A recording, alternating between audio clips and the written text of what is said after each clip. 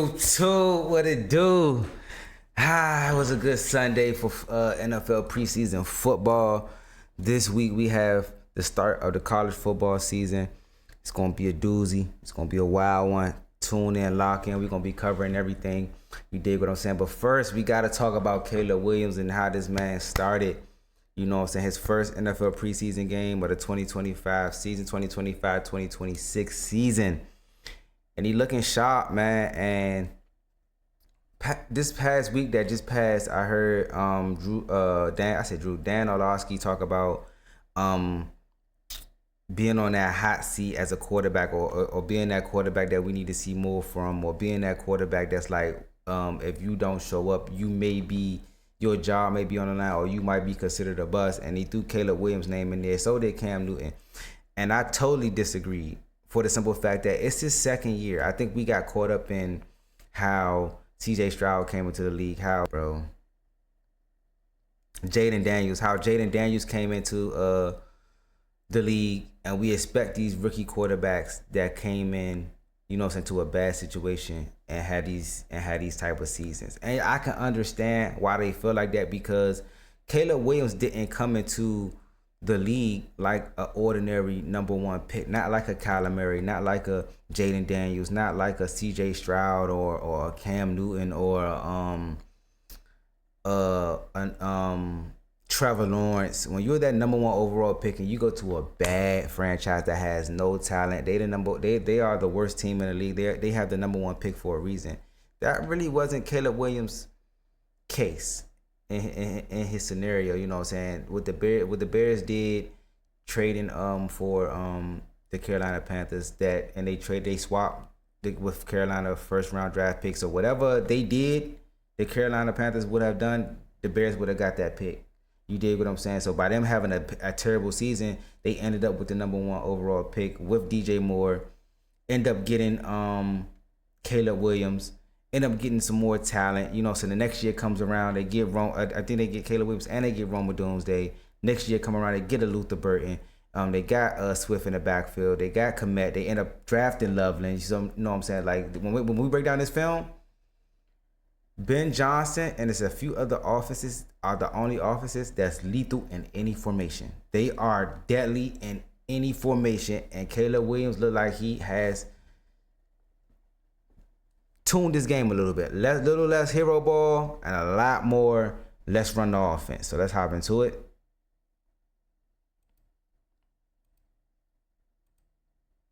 So we start off with it. You know what I'm saying? This is a two tight end set. Now, their two tight end set, their 12 personnel is not just we're running the ball.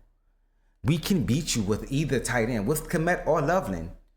Like, they can get down the field, they can block, they can catch. This is what New England Patriots had when they had Aaron Hernandez and they had Rob Gronkowski.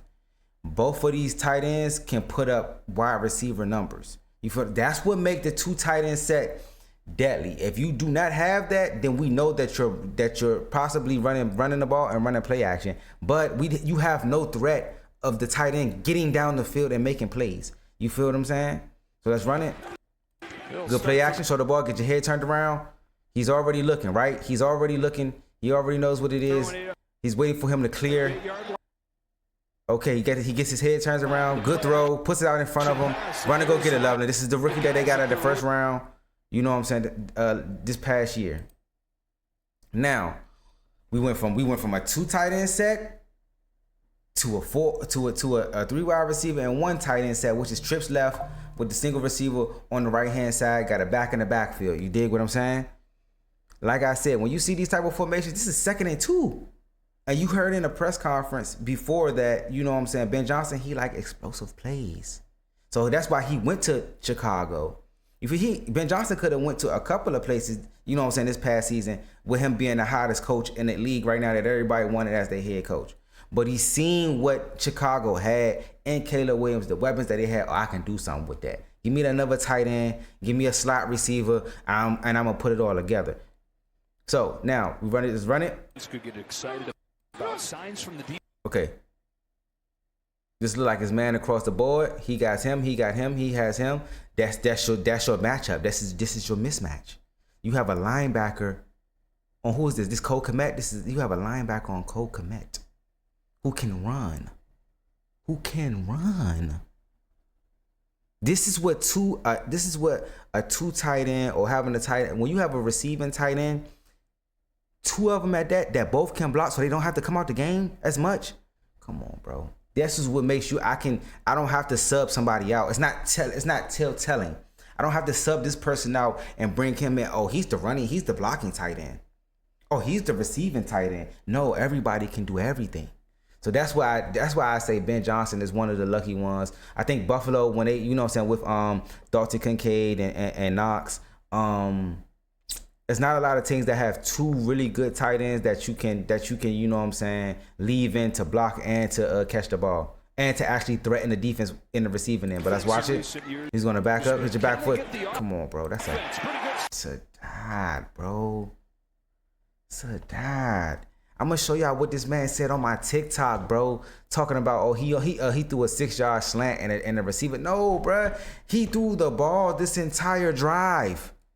He threw the ball this entire drive to get them down there, bro. This is letting you know that Ben Johnson, he has a grasp on Caleb Williams. Like all this, I mean, he's going to do his thing sometimes and use his legs, but all that hero ball that you did last year with Eberflus is over with. I need you to get the ball out your hand. We want explosive plays down the field. You know what I'm saying? Like this is what Ben Johnson's going to dial it up to where those guys is going to be open. But anytime you have a linebacker on Cole Kmet running a seam route. Look how he just, come on, bro. He's gone. He's beat.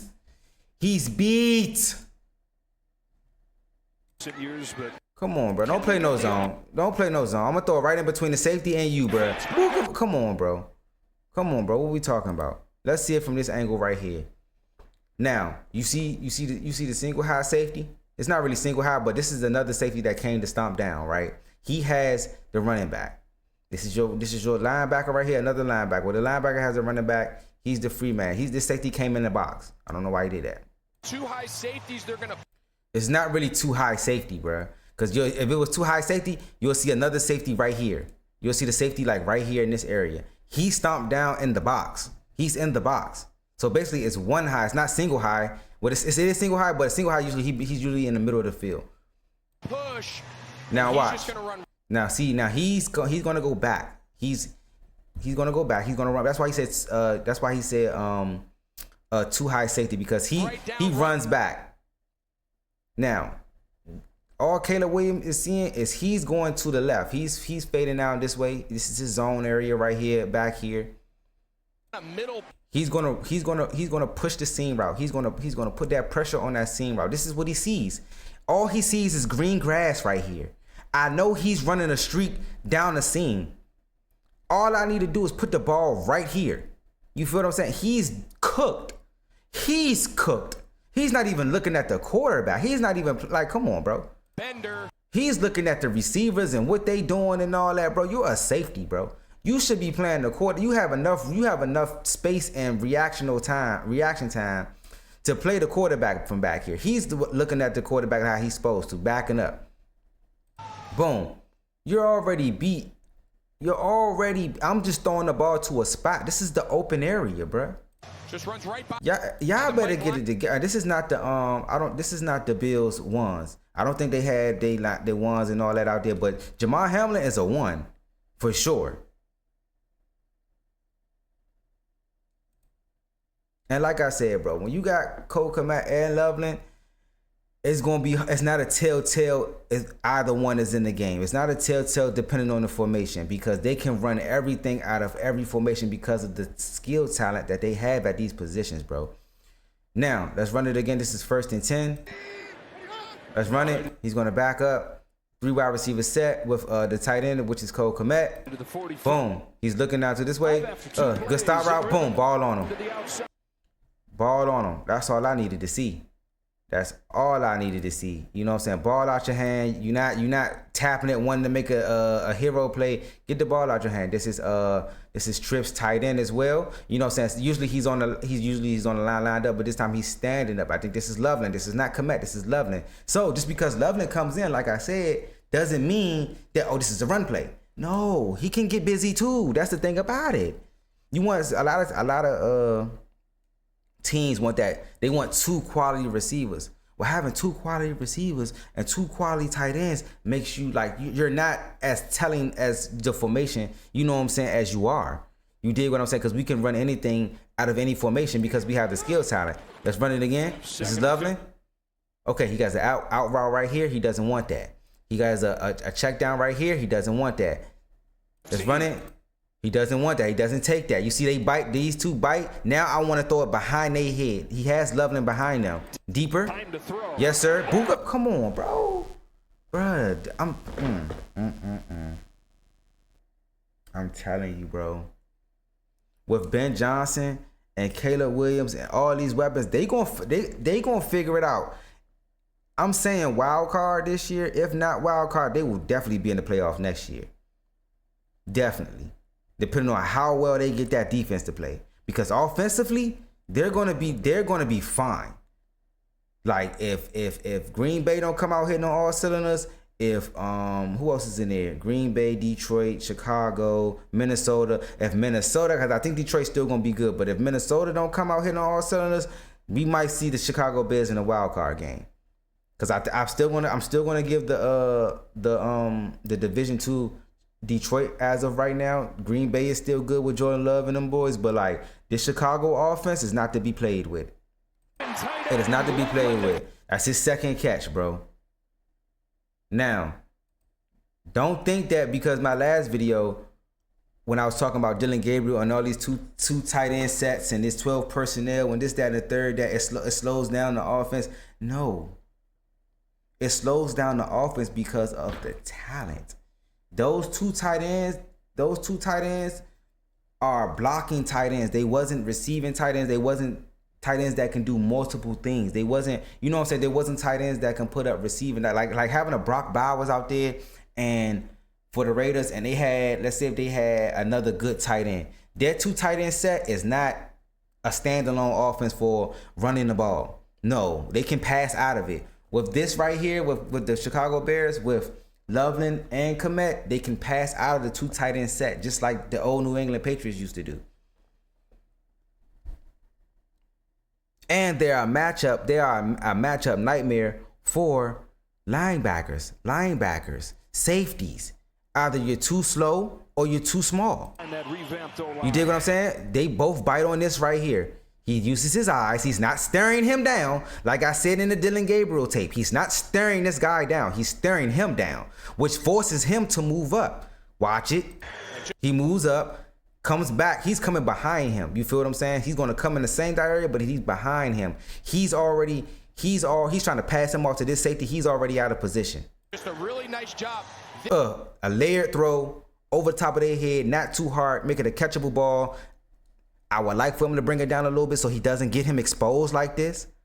Because him catching the ball across that middle like that, whoo, it's the NFL. Remember that? He knows if this. Come on, bro. Come on, bro. It's good money.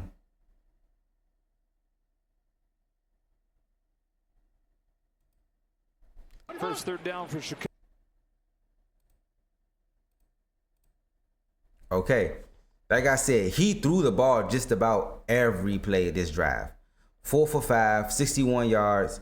You know what I'm saying? I'm mad I didn't put him on our prize picks because they had him for like 35. I didn't even think he was going to play this game, or he was going to play one series and get it back. I didn't know they was going to come out here and play this well. I didn't know the Bills defense was going to play this poorly because the Chicago Bears backup quarterback came in there and lit him up too.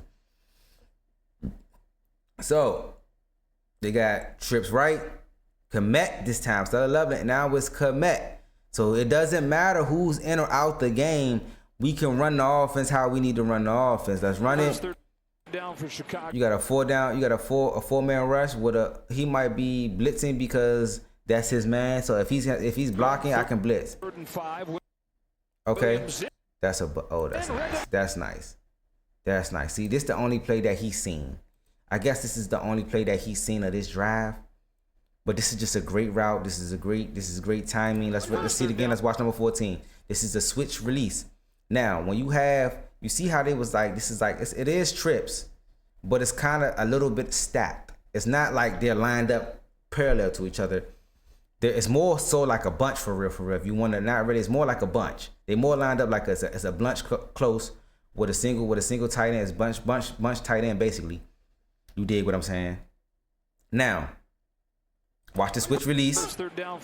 He's gonna go under here. He's gonna go over the top. Roma Doomsday.